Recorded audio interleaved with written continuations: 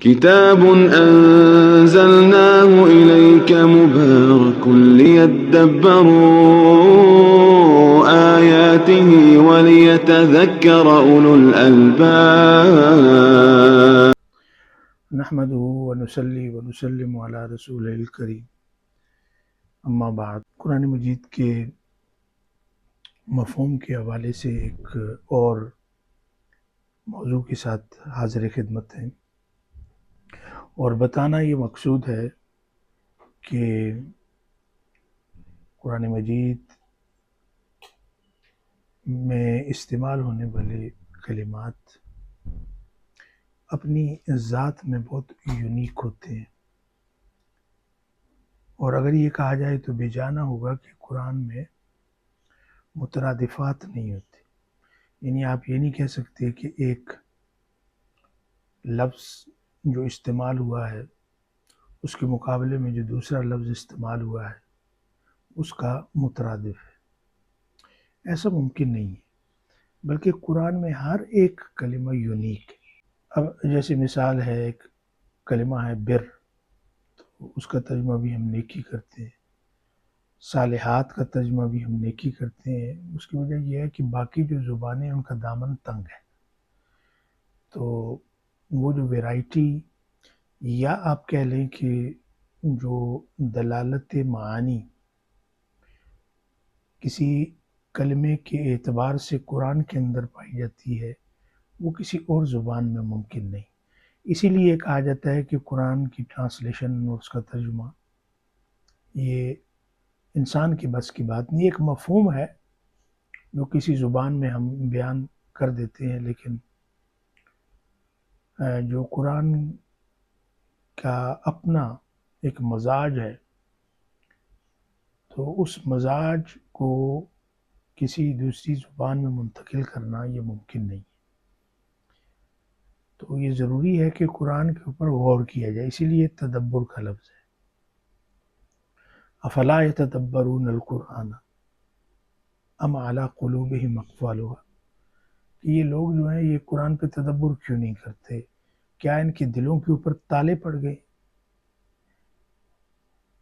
قرآن نے کہیں کسی جگہ پہ یہ نہیں کہا کہ افلا یفسرون القرآن، کہ یہ قرآن کی تفسیر کیوں نہیں کرتے، یا افلا یؤولون القرآن، اس کی تعویل کیوں نہیں کرتے، بلکہ فرمایا یتدبرون، تدبر کرنا۔ تو اصل چیز ہے قرآن کے اوپر تدبر کرنا۔ تو جب ہم تدبر کرتے ہیں تو اس میں آج کے سیشن میں دو کلمے ہیں، ایک ہے بشر اور ایک ہے انسان۔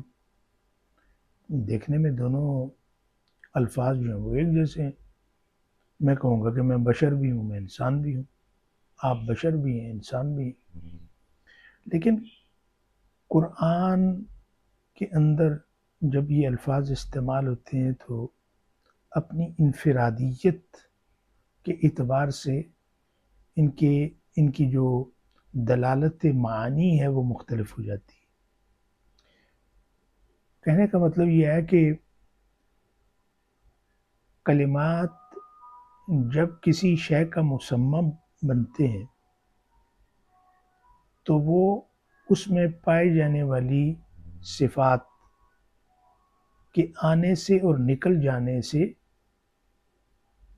اپنی تعبیر میں مختلف ہو جاتے ہیں۔ تو ایسے ہی بالکل بشر ہے اور انسان ہے، اس پہ غور کیجئے۔ تو آج ہم ایک ایسی حقیقت پر غور کریں گے جو بظاہر سادہ لگتی ہے، مگر اس کے اندر ایک کائنات چھپی ہے۔ قرآن میں اللہ نے کئی جگہ بشر کا ذکر کیا اور کئی جگہ انسان کا۔ یہ دو لفظ آپ اپنے ذہن میں رکھیں، یہ دو لفظ ایک جیسے نہیں ہیں، ان کے درمیان ایک لطیف مگر بہت گہرا فرق ہے۔ یہ فرق ہی انسان کے مقام کو سمجھنے کی کنجی ہے۔ پہلا مرحلہ کیا ہے کہ بشر کی تخلیق ہے، مٹی سے آغاز ہوتا ہے۔ اللہ فرماتا ہے سورۃ الحجر میں، انی خالق بشرا من صلصال من حمأ مسنون، میں ایک بشر پیدا کرنے والا ہوں جو سیاہ چکنی مٹی سے ہوگا، جو گارے کی طرح بنی ہوگی۔ یہ پہلا مرحلہ ہے بشر کی تخلیق۔ یہاں مٹی یعنی ہما ان مسنون سیاہ مٹی تھی، ایک فطری حیوانی اور زمینی وجود۔ اس بشر کے اندر نہ بھی روح تھی، نہ شعور، نہ احساس خیر و شر۔ یہ مخلوق زمین پر رہتی تھی، کھاتی تھی، پیتی تھی، نسل بڑھاتی تھی، لیکن اسے اپنے خالق کی پہچان نہیں تھی، معرفت نہیں تھی۔ یہ بشر کا دور تھا، وجود تو تھا مگر شعور نہیں تھا۔ آپ نے دیکھا نا کہ جب اللہ تعالیٰ نے فرشتوں سے کہا کہ انی جاعل فی الارض خلیفہ، تو آگے سے انہوں نے کیا کہا تھا؟ قالوا اتجعل فیہا من یفسد فیہا ویسفک الدماء، کہ اللہ تعالیٰ تو ایک ایسی ہستی کو زمین پہ لا رہا ہے جو زمین پہ فساد پھیلا رہی ہے اور خون بہا رہی ہے۔ یہ فعل مضارع ہے، اس کے اندر استمرار ہے۔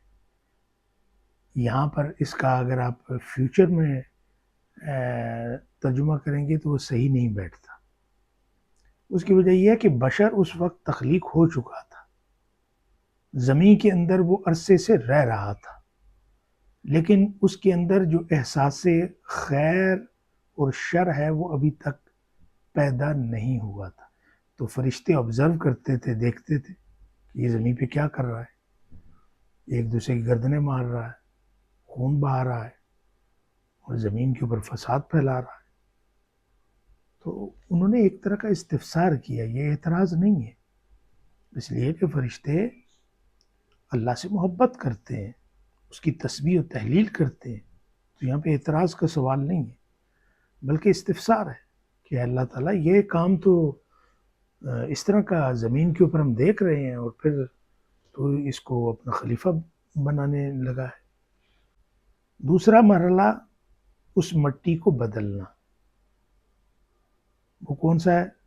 سلسال کالفخار۔ اللہ تعالیٰ نے اگلے مرحلے میں اس کو یوں بیان کیا، خلق الانسان من سلسال کالفخار۔ اس نے انسان کو پکی ہوئی مٹی یعنی ٹھیکری کی طرح بجنے والی مٹی سے پیدا کیا۔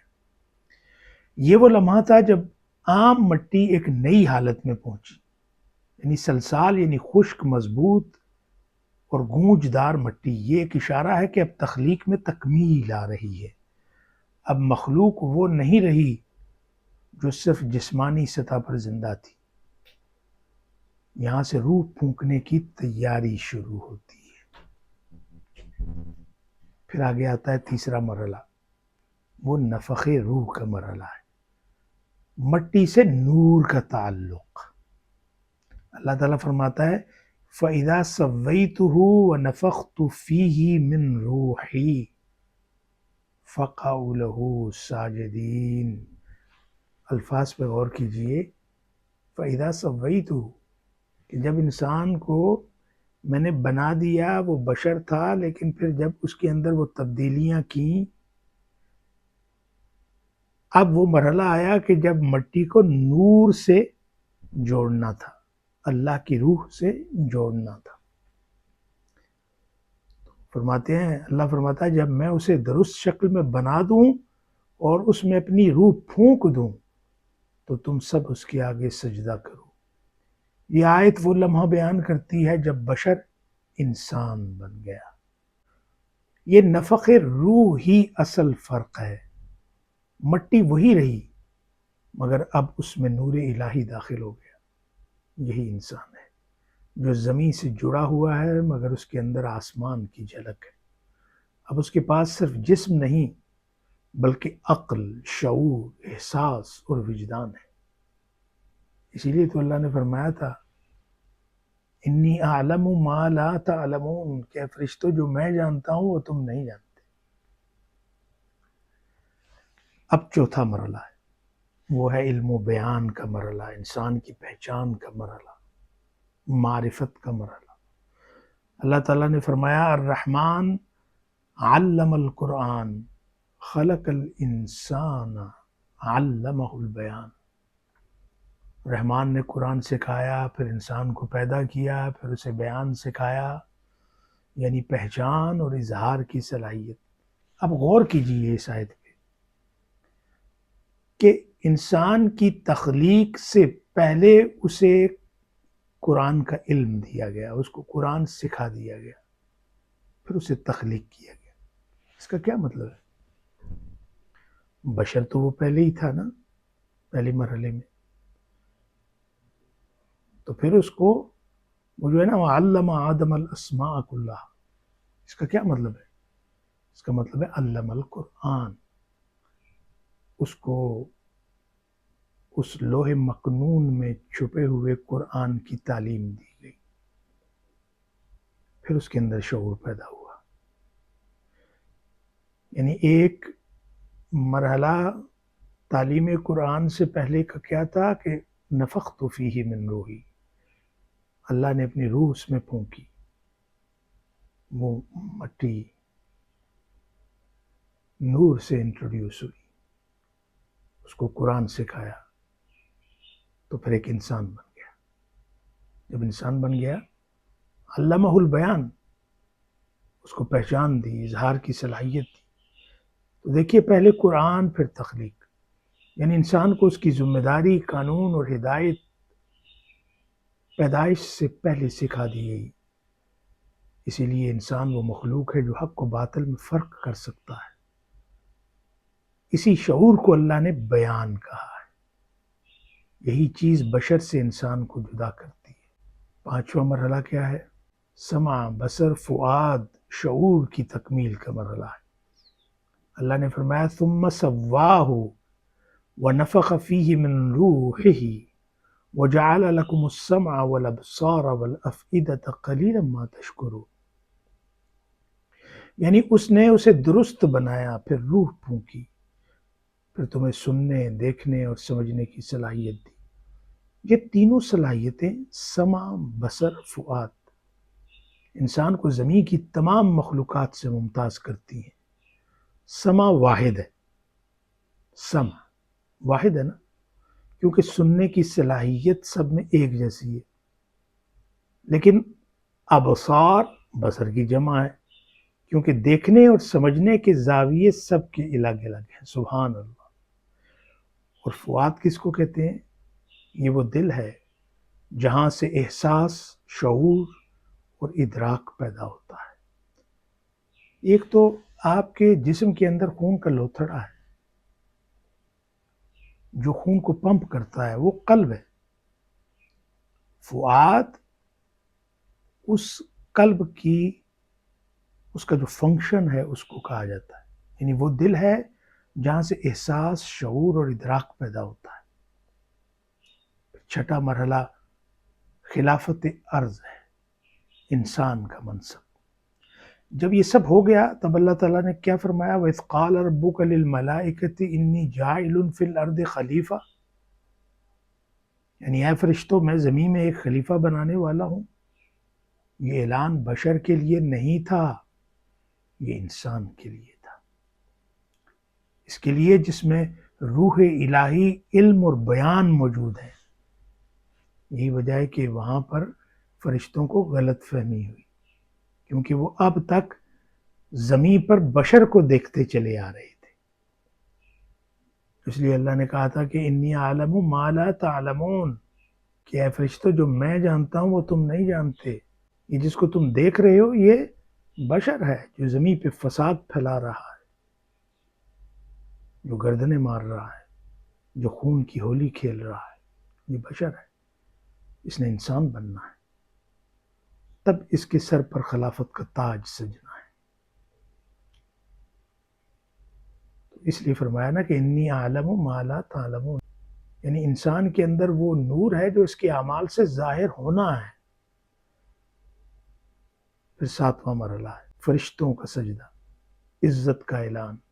جب انسان مکمل ہوا تو اللہ نے فرمایا فسجد الملائکۃ کلہم اجمعون، یعنی تمام فرشتوں نے سجدہ کیا. یہ سجدہ بشر کے لیے نہیں، انسان کے لیے تھا۔ اس کے لیے جو شعور، روح اور معرفت رکھتا ہے۔ یاد رکھیے کہ یہ جو فرشتے سجدہ کر رہے تھے وہ اس مٹی کے بنے ہوئے بشر کو نہیں کر رہے تھے، بلکہ اس کے اندر پھونکی جانے والی وہ روح جس کا تعلق خالق کائنات کے ساتھ تھا، وہ اللہ کے نور کے سامنے جھک رہے تھے۔ اب اس کا نتیجہ کیا ہے کہ بشر وجود ہے، انسان مقام ہے۔ تو حاضرین کرام، بشر ہونا آسان ہے، پیدا ہو جانا، جینا، کھانا پینا، چلے جانا، مگر انسان بننا مشکل ہے۔ مٹی کا تعلق نور سے پیدا کرنا اور اس کو قائم رکھنا یہ کٹھن ہے۔ انسان وہ ہے جو اپنی روح کو پہچان لے، اپنے شعور کو بیدار کرے اور اپنے رب کے علم اور بیان کے ساتھ زندگی گزارے۔ ہم سب بشر کے طور پر پیدا ہوتے ہیں، لیکن انسان بننے کا سفر ہمیں خود طے کرنا ہوتا ہے۔ ہر دن اپنے دل سے ایک سوال پوچھیں، کیا آج میرا عمل میرے اندر انسانیت بڑھا گیا یا کم کر گیا؟ کیونکہ قرآن کہتا ہے لقد خلقنا الانسان فی احسن تقویم، ہم نے انسان کو بہترین ساخت میں پیدا کیا، اور اگر ہم اپنے اندر اس احسن تقویم کو پہچان لیں تو یہی لمحہ ہوگا جب بشر انسان بن جائے گا۔ اللہ ہمیں وہ بصیرت دے کہ ہم مٹی کے وجود میں چھپی روح کو پہچان سکیں۔ تو یہ جو بشر سے انسان بننے کا سفر ہے یہ ہمیں قرآن سکھاتا ہے۔ اب فیصلہ ہم نے کرنا ہے کہ ہم نے بشر ہی رہنا ہے یا انسان بننا ہے۔